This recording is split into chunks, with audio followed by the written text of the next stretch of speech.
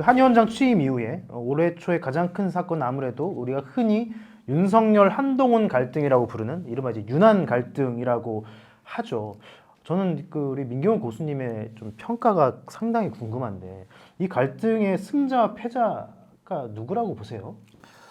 저는 윤석열 대통령이 조금 패자라는 표현은 어떨지 몰라도 약간 좀 어려운 처지에 있다 이렇게 생각합니다. 왜냐하면 전체적인 여론이 윤석열 대통령은 35% 정도 박스권 지지가 있는데 나머지 중도층 그 35%를 넘어서는 쪽이 윤석열 대통령에 대한 강한 저항, 어떤 비토 이런 걸로 형성되어 있잖아요. 그러니까 그리고 윤석열 한동훈이 이렇게 충돌했을 때 그러니까 한동훈 장관은 충돌함으로 인해서 좀 지지율이 오르는 측면이 있는데 윤석열 대통령은 지지율이 오히려 미세하게나마 삭감되는 그런 요기 때문에 전체적으로 보면 윤석열 대통령한테 불리한 지형이다 이렇게 봅니다. 윤 대통령 근데 사실은 우리가 싸움을 걸었을 때 손해보는 건 사실 대통령일 수밖에 없다고 우리가 상식선으로 알고 있는데 왜 이 갈등을 촉발을 시켰을까요? 저는 그건 촉발될 수밖에 없다고 봐요. 그 상황에서 참기는 쉽지 않았을 것 같거든요. 어쨌든 영부인이 관련된 거고 영부인은 부인이지 않습니까? 그리고 그거 관련해서 이러저러한 논란이 있는 것이 저는 윤석열 대통령의 인간적인 고민 같은 거를 이해하는 편이에요. 그거를 어떤 형태로든지 얘기할 수밖에 없고 그게 설사 불리하다고 하더라도 그 다음에 두 번째는 공천 문제는 앞으로 이제 일단 룰이 정해져야 될 거라고 생각하고 그건 좀 나중 문제고 그 다음에 김경률 비대위원 문제도 조금 그렇죠. 그러니까 이거는 김건희 여사에 대한 문제와 엮여 있잖아요. 그러니까 김건희 여사 문제는 제가 볼 때는 문제가 해결되더라도 대통령이 결단해서 대통령이 무언가를 한다. 이런 모습을 취해줘야 된다고 봐요. 그게 설사 어떤 형태로 결정. 근데 비대위원이 그렇게 하는 거는 조금 적절하지는 않았던 측면이 있잖아요. 그러면서 대통령의 마음에 상처가 있을 거라고 생각하고 그거를 표출하는 것까지는 뭐 그것까지 문제를 삼는 것은 좀 지나치지 않을까. 대통령이기 전에 인간이잖아요. 자, 이게 우리 이제 국민의힘 비대위원 하루 하셨던 그 민경훈 교수님의 입장인데 좀 바깥에서 보시기에는 사실 윤한 갈등 어떻게 저는 사실 이 윤한 갈등에서 윤석열 대통령이 얻을 수 있는 게 하나도 없다라고 생각을 해요. 왜냐하면은 일단은 그 김건희 여사 리스크 문제를 최대한 좀 억제하려고 하다가 이 사단이 난 것 같은데 이 갈등 이후로 결국에 또 이 김건희 여사 리스크 문제가 어떤 국민의힘 갈등의 어떤 핵심 뇌관이 돼 버렸잖아요. 그 점에서 이제 윤석열 대통령이 가장 감추고 싶었던 일들이 뉴스의 전면에 등장하게 됐다는 점에서 일단 첫 번째로 손해라고 보고 두 번째로는 이 공천의 어떤 주도권을 누가 잡느냐의 갈등도 있었던 것 같아요. 그 대통령실에서는 우리가 이제 좀 주도적으로 행사해야 된다, 뭐 시스템 공천해야 된다 이런 입장이었는데 한동훈 비대위원장 같은 경우는 일단 또 이제 유능한 분들을 또 적재적소에 배치하겠다 이런 입장이었던 거잖아요.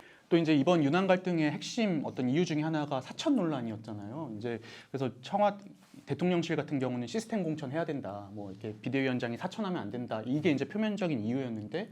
또 한동훈 비대위원장이 그 이후에 또 윤희숙 전 의원을 서울 중구 성동구 갑에 또 이렇게 추천을 함으로써 이게 모양새가 이제 나는 그럼 내 갈 길 가겠다 이런 걸 좀 보여준 게 아닌가 싶어요. 그래서 이제 이 윤석열 대통령 입장에서는 되게 머쓱한 상황이 된 것 같고 제가 또 보수 진영 특히 이제 핵심 지지층들의 어떤 여론을 살피는 여러 지표 중에 하나로 보는 게 동아일보 같이 이제 보수 언론들의 어떤 기사의 댓글창 있잖아요. 그걸 많이 보거든요. 왜냐면은 이제 뭐 중도층이라든지 아니면 저관여층들 같은 경우는 그 언론사 홈페이지까지 가입해서 댓글 남기지 않잖아요. 이제 핵심 지지층들만 거기다 댓글을 남기는데 대통령 핵심 지지층이 네, 그렇죠. 이제 근데 이제 보니까는 이분들의 여론이 이제 한동훈 없으면 안 된다.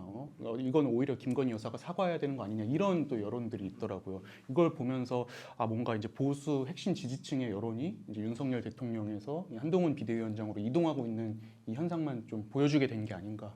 이런 느낌을 많이 받았습니다. 이제 민 교수님 말씀은 그거잖아요. 그 윤석열 대통령의 인간적인 고뇌를 조금 이해할 필요가 있다 말씀 아니세요? 아니 향후의 진로는 두 가지가 있는데 그러니까 한동훈 우위의 어떤 질서 속에서 그러니까 윤석열 대통령이 백업하는 게 있고요. 그러니까 윤석열과 한동훈이 서로 균형을 이루면서 하는 게 있잖아요. 이게 무조건 좋아요.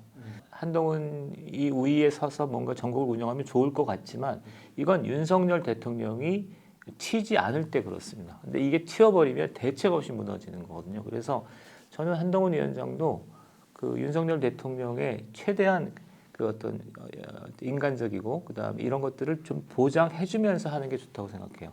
이게 조금만 튀어버리면 굉장히 위험한 국면으로 가잖아요. 저도 이게 예를 들어서 대통령 임기가 뭐 한 1년 남았다 이러면 이제부터 차별화를 해도 되는데 이제 지금 한 3년 반 거의 남은 시점에서 벌써부터 차별화가 이루어지는 게 대통령실이나 비대위원장이나 별로 좋을 건 없지 않나 이런 좀 우려가 들더라고요.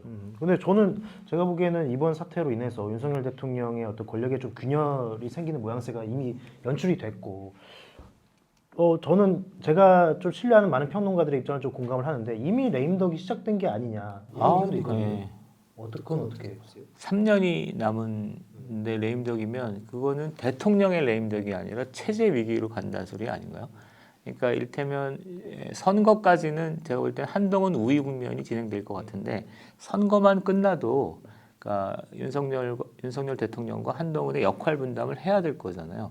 윤석열은 대통령으로 남겠죠. 그러니까 한동훈은 뭐 총리가 됐든 뭐 당 대표가 됐든 외유를 하든 이렇게 역할 조정이 이루어져야 된다잖아요. 근데 한동훈 중심의 이 총선 국면이 총선 이후에도 계속 간다. 그러면 한동훈 비대위원장의 위치는 아직은 이건 미지수거든요. 그런데 윤석열 대통령이 여기서 빠진다? 레임덕으로? 그건 굉장히 위험한 국면이죠. 그러니까 그거는 레임덕이라고 하는 거는 얼마 안 남았을 때 얘기지. 3년이나 남은 너무나 길게 있기 때문에 대통령의 리더십을 인정해줘야 돼요. 그러니까 여론이 한동훈 우위의 여론이긴 하지만 그럼에도 불구하고 대통령을 존경하고 대통령의 리더십을 인정하는 분위기라야만 전국이 안정적으로 가는 거 아닐까요? 내가 틀렸나? 그렇긴 한데 이제 저는 이게 또 관심 있게 지켜봐야 되는 부분이 한동훈 비대위원장의 어떤 뭐 아킬레스건으로 평가받는 게 결국에 윤석열 사람 아니냐 이런 거였잖아요. 그러니까 한동훈 위원장이 차기 대권을 꿈꾸는 상황이라면은 또 이제 이런 차별화가 좀 이루어져야 나중에 본인의 강점으로 될 텐데 결국에 이제 윤석열 사람이고 거봐라 선거 끝나니까 다시 또 뭉치지 않았냐 이런 모습을 보여주면은 이게 이제 그 한동훈 이 대통령의 낮은 지지율과 맞물려서 한동훈 비대위원장의 어떤 대권과도의 발목을 잡게 되지 않을까 이런 생각. 이게 근데 그 선거 그러니까 충돌 전에는 한동훈이 윤석열의 아바타일 거다 이런 얘기가 조금 돌았잖아요. 네. 근데 이번에 보여준 거는 한동훈 장관이 윤석열의 아바타일 가능성이 거의 없다. 저 인간은 굉장히 그 적극적이고 주동적인 캐릭터를 갖고 있다라는 것을 완전히 보여줬다고 생각해요. 그 가능성은 저는 사라졌다고 생각해요. 오히려 그 반대 가능성, 한동훈이 그럼에도 불구하고 윤석열 대통령과 함께 가는 거다. 이 가능성을 좀 보여줘야 된다고 생각해요. 지금 얘기했던 거는 그렇게 생각하는 사람 별로 없을 것 같은데 최근에 국면을 볼 때는 약간 좀 불안정성이 너무 커지면 안 된다라는 입장이신 예, 것 그런 겁니다. 같고, 근데 사실 이 가정법이긴 한데 제가 자꾸 지금 만 하루 동안 비대위원 하셨던 분께 계속 가정법을 여쭤보기는 그렇습니다. 한데, 만 하루임을 잊지 마십시오. 예, 만 하루 하셨는데 만일에 이제 비대위원으로 계속 계셨다면 이 이른바 이제 김건희 여사 문제는 어떻게 발언을 하셨을 것 같으세요? 저는 사실은 그 무슨 명품백 뭐 이런 거는 기본적으로 야당의 정치 공세라고 생각합니다. 그런데 무엇을 고려할 필요는 있냐면 35%를 뛰어넘는 강한 수도권 중도층의 거부감이 형성되어 있는 것도 맞다고 생각해요. 그래서 대통령이한테 이런 두 가지를 하면 좋겠다고 생각하는데 하나는 대통령이 뭐 이렇게 사과 뭐 이런 정도가 아니라 유감 표명 정도 하고, 근데 유감 표명을 하되 그거보다 중요한 건 모양이에요, 모양. 그러니까 뭔가에 쫓겨서 대통령이 쫓겨서 뭘 한다가 아니라 국민 여론이 그렇다면 내가 대승적으로 부인 문제를 이렇게 처리하겠다 이런 모습을 만들어줘야 돼요. 사실 정치의 영역에서 이 모양이 굉장히 중요하지 않습니까? 그리고 그에 맞게 다른 것도 처리해야 되겠죠.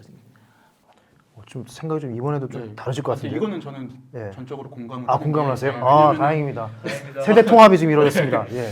그 결국에 이게 국민이 어떻게 바라보는가가 법적으로 뭐 유죄냐 무죄냐보다 훨씬 중요한 거잖아요. 근데 일단 받았던 것 자체는 사실이고 또 이제 국민 여론이 안 좋은 것도 사실이니까 전 이거를 막 마치 쫓기듯이 야당의 공세에 밀려서 이제 나중에 이제 사과하면 늦다고 생각을 하고요. 먼저 이제 어떤 도의적인 책임을 지는 게 또 맞지 않나. 예. 두 분 다 그러면 좀 이른바 김건희 특검의 야당 측이 주장하는 김건희 특검은 좀 비판적으로 보시겠네요, 두 분 다. 예. 저는 뭐 비판적. 그 최근에 야당의 터무니없는 공세들을 이건 정치 공세이기 때문에 이거 받으면 그 다음에 또 뭐 사과 정도가 아니라 뭐 사법 처리를 해야 된다 이런 식의 끝도 없이 이어지잖아요. 그리고 최근에 있었던 이태원 특별법 이런 것도 중대재해처벌법 이런 것들이 감당이 안 되는 수준이라고 보거든요. 그래서 어느 선에서 막을 필요가 있고 그다음에 여론이 제가 볼 때는 김건희 여사 문제도 두 개로 분화되어 있다고 봅니다. 하나는 아주 강성 여론이 있고 그다음에 어느 정도 하면 그냥 넘어가자 이런 여론이 있는데 제가 볼 때는 사과 유감 표명 정도를 하면 양자가 분리되면서 이 문제는 수습된다고 생각하는 편입니다. 네, 그 영상 그러니까 김건희 여사가 이른바 이제 그걸 디올백 명품백이라고 해야 될까요? 뭐 파우치라고 해야 될까? 그걸 받는 영상이 좀 공개가 돼서 논란이 됐는데 제가 궁금한 거는 그 영상을 촬영한 인물이 이른바 최재형 목사, 이 목사라고 부르기 맞는지 모르겠어요. 근데 최재형 목사라는 분인데 과거 인터넷 매체에 쓴 글을 보니까 좀 자기의 방북기를 소개를 했더라고요. 근데 친북 활동과 관련해서 국내 최고의 권위자 아니십니까? 예전에 관련돼서 이제 옥고를 좀 치르기도 하셨고 최재형 목사 이분 아세요? 알지는 못하는데 그분의 행적은 아주 익숙한 겁니다. 그러니까 한호석, 정기열처럼 재미 기독교인들 중에서 친북 활동 또는 간첩들이 꽤 있는데 시민권자죠, 미국 시민권자. 네, 미국 시민권자입니다. 조사도 받았던데 그러니까 이메일 같은 거를 교환해요. 북한의 주요 행사에 참가하고 북한 관리들과 이메일 교환을 하는 장면이 있는데 그 이메일 교환이 가장 무서운 겁니다. 사이버 드보크, 창원 간첩단 사건 그게 만나는 게 아니라 다 메일로 하거든요. 그래서 그 이메일 교환을 했던 그 행적만으로 저도 간첩이 된 게 이메일이거든요. 그 예전에 제가 기억하기로는 그 북한 측과 연락을 해서 그때 국가보안법 위반 혐의로 구속되신 거 아니세요? 이게 연락을 했는데 그 연락이 세 개가 있죠. 팩스가 있고 전화가 있고 이메일이 있죠. 그리고 중요한 문서는 이게 전화로 하면은 이 사람은 북한에 보고를 해야 되잖아요. 그러니까 전화상 했던 얘기가 보고가 안 되지 않습니까? 그래서 저한테 전화로 이러이러한 내용에 대해서 정리를 해주십시오라고 요청을 해요. 그럼 그걸 보낼 땐 이메일로 보내거든요. 이메일에 그 수신자가 누군가요? 조청년. 조총련. 네. 네. 범민련 공동사무국 박용이고 이 사람은 조청년 정치국장이기도 하죠. 이 사람은 그거를 받아서 북한에 전달을 하는 거죠. 근데 그런 경험으로 봤을 때 이 최재형이라는 분도 아마 그 비슷한 루트로 활동을 했고 그렇기 때문에 북한 측에서 좀 극진히 대접을 할 것이다. 그 이메일 관련해서 그 조금 더 자세한 얘기들이 있는데 이게 어느 정도까지 해야 될지를 모르겠어요. 그러니까 이메일을 교환했다는 건 매우 심각한 행위입니다.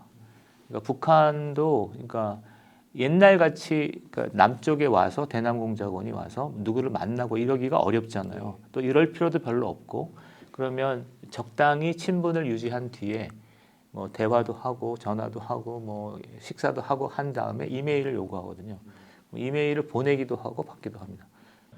근데 만일에 그분이 이제 그런 혐의 혹은 의혹이 있는 분이라면 그런 분이 대통령의 부인에게 이렇게 쉽게 접근한다는 게 또 상식적으로 좀 이해가 안 되거든요. 그게 지금 대공 분위기가 급격히 무너져서 그게 가능한 겁니다. 그러니까 최근에 놀라운 사건은 엊그제 신문에 보도가 됐는데 창원 간첩단 사건이 일어났을 때 인정신문이라고 있어요. 당신이 누구냐 하는 거죠. 당신이 민경우 맞냐 뭐 이런 거 이걸 인정신문이라고 하는데 창원 간첩단 주범한테 인정신문 하자고 했더니 변호사가 판사가 내려와서 인정신문을 해라 뭐 이런 식의 대화가 있습니다.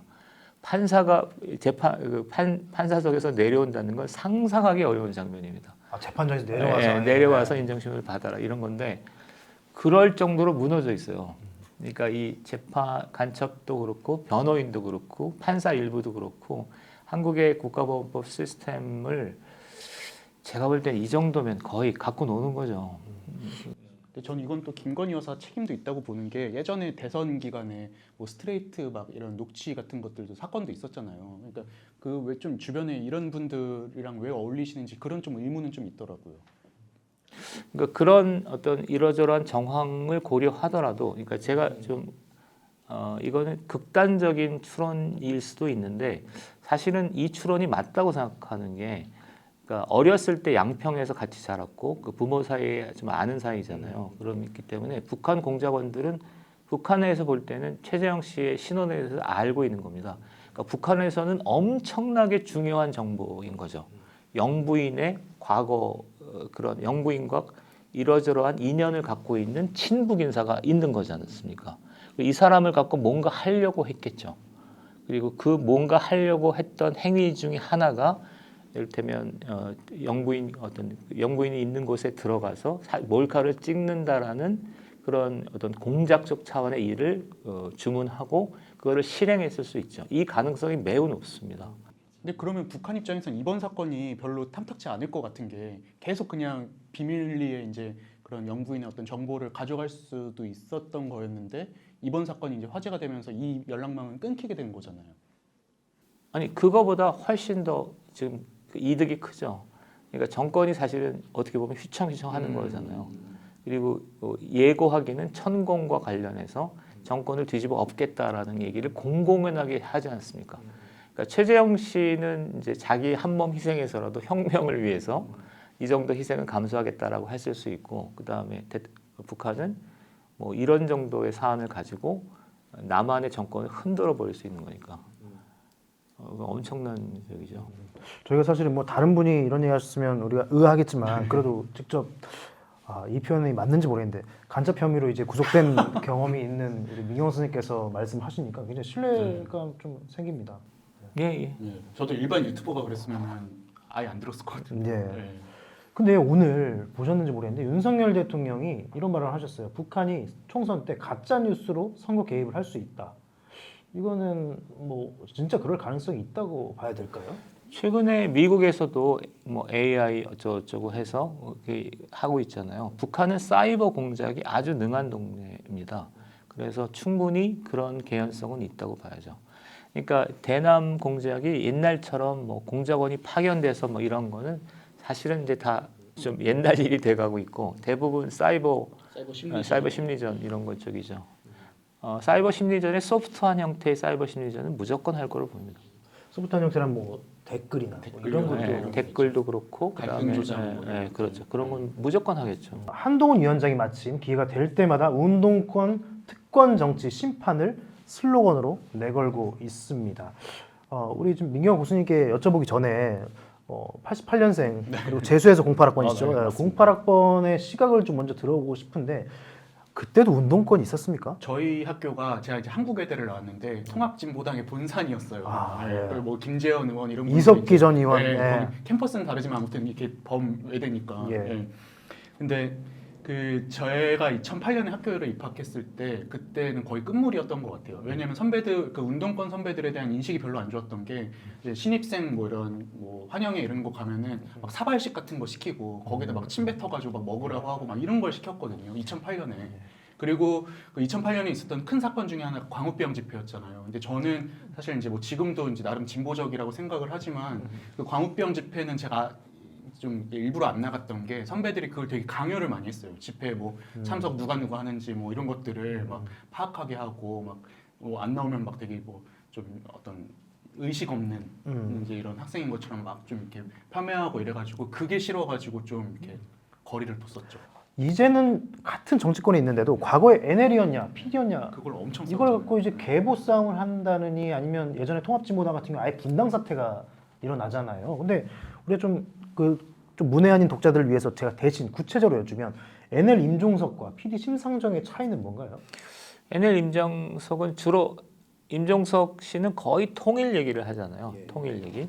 그다음에 심상정 쪽은 통일을 그렇게 좋게 안 보죠. 노동 이런 네, 노동 문제를 하죠. 이렇게 두 개가 다른 거죠. 근데 그게 그 정도로 막 노선 투쟁을 할 정도의 생각의 감각의 차이가 있습니까? 간극의 차이는 있는데 싸움이 격화되는 거는 좀 지나친 거죠. 옛날에 NLPD 싸우고는 했는데 노선 차이가 있기는 하지만 그래서 그거를 해소하는 게 필요하지만 그렇다고 해서 그 싸움의 노선 차이에 비해서 싸움이 지나치게 과열된 측면은 있죠.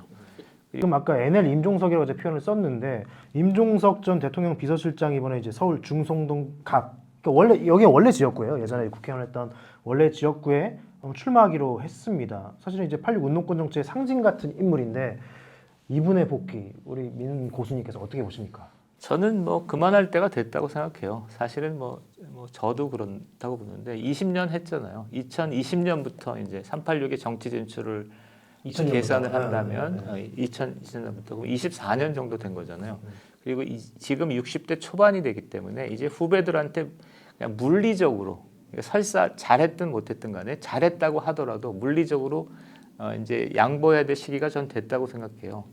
그 너무 지금 586 정치인들이 정치에 많아요. 운동권 정치인들이 너무 많아요. 그러니까 지금 21대 국회에서 5, 60대가 차지하는 비중이 83%로 계산하더라고요. 그다음에 30대는 2명 있고 그다음에 40대가 10몇 프로 정도 있거든요. 그러니까 이게 균형이 전혀 안 맞아요. 어느 사회든지 간에 균형이 맞아야 되잖아요. 그런 게 아니기 때문에 물리적인 차원에서 이제 그만둘 때가 됐다고 생각하고 그다음에 모종의 이제 정치적인 야망을 갖고 나오는 것으로 보이는데 가령 친문 세력의 정치 세력하니 뭐 이런 생각을 갖고 있을 수 있잖아요. 근데 그 20년간 정치 활동을 했을 때도 잘한 게 아니지 않습니까? 문재인 정권 5년은 아마 우리 한국 정치 역사에서 굉장히 낙후한 그런 시대로 기억될 텐데 그 낙후한 시대를 만들었던 사람이 이제 와서 다시 정치의 전면에 서겠다라는 거는 제가 볼 때는 뭐 추태라고 생각합니다. 근데 임종석 실장이 한동훈 위원장 겨냥해서 했던 말이 좀 화제가 됐는데요.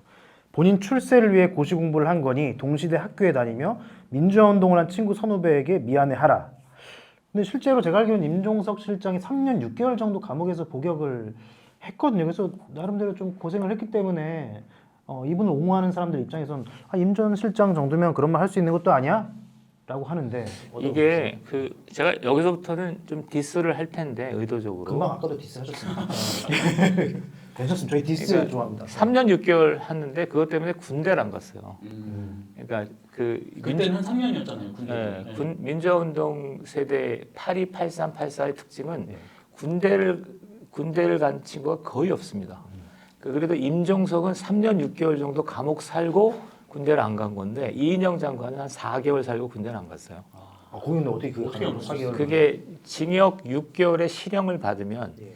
이 징역 6개월이라는 건 징역 1년에 집행유예 3년, 집행유예 6년, 3년이면 그건 징역 한 4개월 살거든요. 예. 근데 징역 1년이잖아요. 그것 때문에 군대를 안 가게 병역법이 그렇게 돼 있었어요.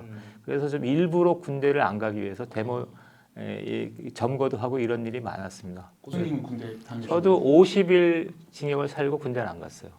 같은 이제 저도 그런 겁니다. 제가 그 사례이기 때문에 이건 아주 잘 알죠. 그러니까 전체적으로 첫 번째 해볼 수 있는 얘기는 그리고 임종석 씨 같은 경우에 제일 문제는 이게 마치 자기들이 독립운동을 한 것처럼 생각해요. 막 20년, 30년씩 저 만주에서 풍찬 노숙하면서 뭐 굶어가면서 운동을 했다고 생각하는데 임종석 씨가 86학번입니다. 86학번이니까 87년도, 86년도부터 운동을 했다고 쳐도 89년에 연행됐잖아요. 4년이에요, 4년. 감옥 사과가 7년이거든요. 그러니까 7년 정도 하고 이 양반은 이제 그 구속돼서 나와서 바로 정치권으로 갔거든요. 그러니까 운동을 했던 경력을 통틀어 봐야 7년 정도예요.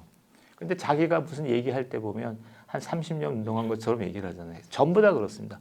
임종석은 조금 그래도 고생을 한 편에 속해요.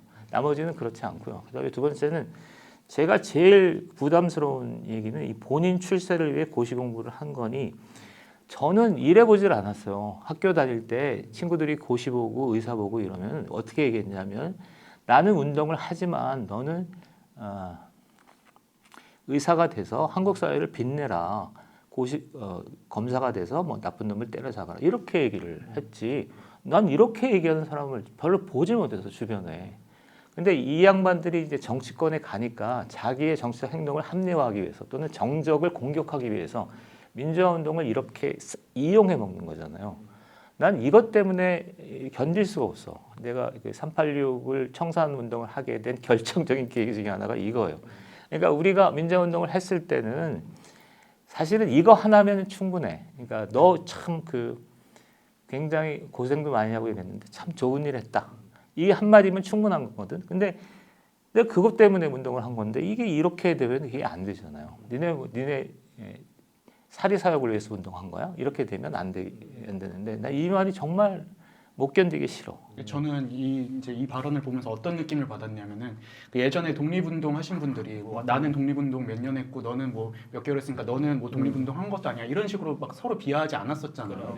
근데 이제 이거 가지고 마치 본인들은 어떤 뭐 전대협도 했고 하니까는 나는 이 민주화 운동에서 가장 높은 급이고 너는 뭐 한 것도 아니야. 약간 이런 식으로 좀 폄하하는 것 같은 느낌을 받았거든요. 동세대나 아니면 후배 세대들을 그런 느낌을 받았고. 또 사실 민주화운동한 기간이나 어떤 강도로 치면은 그 YS DJ와 함께했던 그런 뭐 동교동계, 상도동계 이런 분들이 훨씬 더 길고 험했을 거 아니에요. 이분들은 마치 90년대 구태 정치인들인 것처럼 이렇게 몰아내고 본인들이 이제 이 권력을 잡았는데 이제 이렇게 좀 민주화의 어떤 자산을 독점한 거는 좀 부당한 게 아닌가 하는 생각이 들더라고요.